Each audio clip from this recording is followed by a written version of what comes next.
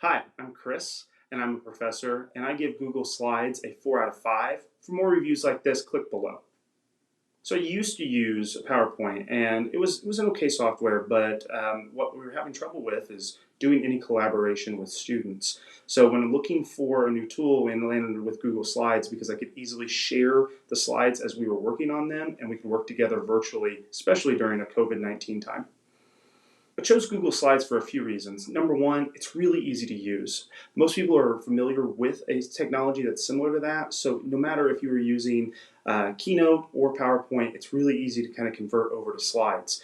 Number two, it was free. I could easily share this with my students, and they didn't have to pay an enormous fee for a software.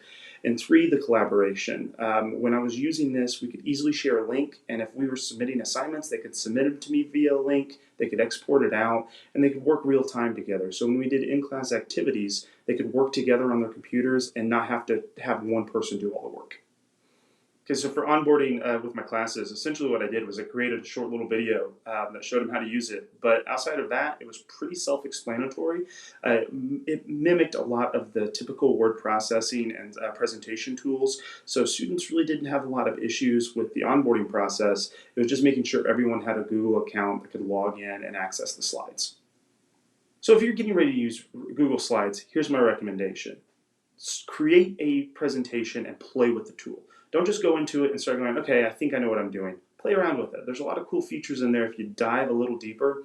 And then also, I would recommend not just using slides, but other Google products as well, such as the Word or the Excel or Sheets, because that really helps out and you get used to using these.